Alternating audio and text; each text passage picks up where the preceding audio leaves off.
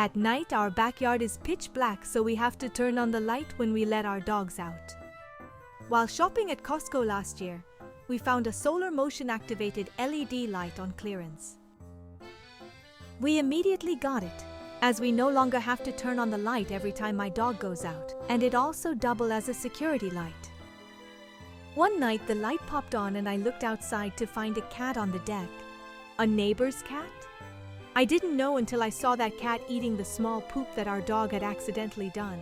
I was shocked and I thought that the cat might be a hungry stray, so I started putting out food on the deck. It was now the beginning of winter. The snow started falling and the food and water started freezing. I found that under the grill was a shelter, so I placed heated pet bowls there. As I was growing up in a relatively warm area, I recall seeing stray cats even in the middle of winter. And I also remember that one of my neighbors made a house out of cardboard. I thought this was a good idea. So initially I made a house out of cardboard. After I made it, I realized it wouldn't work in our area too flimsy and not weather tight. So I searched the internet for outdoor cat houses. Then I found one on Amazon that looked perfect and included a heating pad. 3 days later, the cat house arrived. The cardboard box is thick and well packed, but it was lighter than I expected, so I carried the whole box upstairs by myself.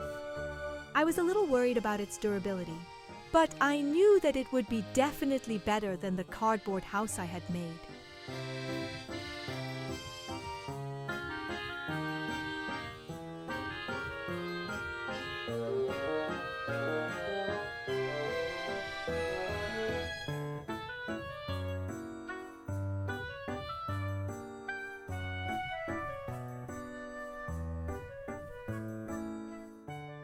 This heating pad was the main reason why I chose this particular house. The price was the same as other houses without the pads. I was impressed with the house construction but had concerns with the asphalt roof. The asphalt might make the roof more waterproof, but I don't like that the asphalt coating will erode and fail inside the house. I think it would be better to put a tarp or something underneath when assembling it.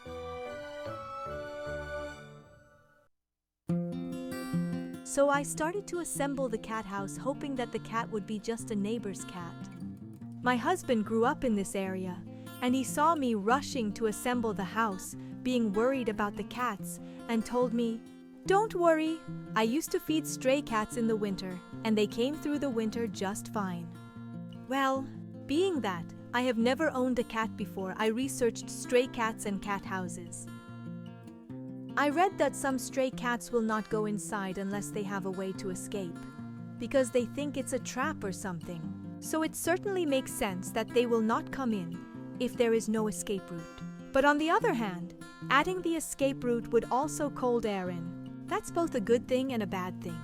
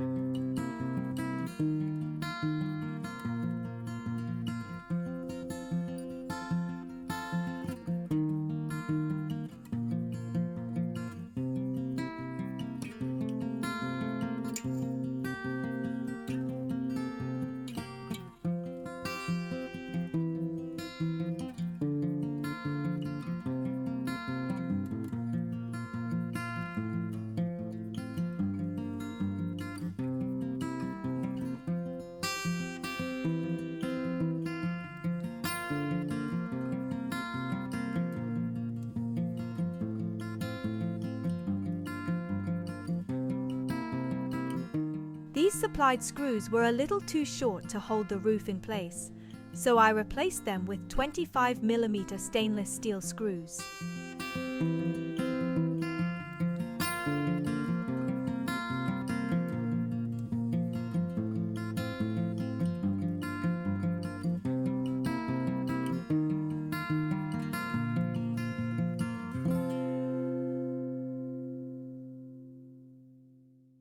It is done.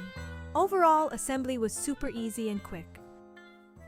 The seller claims to have used 0.31-inch thick fir wood for the boards, 0.59-inch thick styrofoam for the interior, and 0.1-inch thick plywood for the house. So overall, the walls are 1-inch thick. However, as I mentioned, the wood is lighter and thinner than I expected, so I'm concerned about its durability over time. I also found some air gaps. This might be fine in warmer areas. However, the climate in my area reaches -28 degrees in the winter. So, this may not be enough for a cat to survive the brutal winter. Time to improvise. The harsh winter is almost upon us.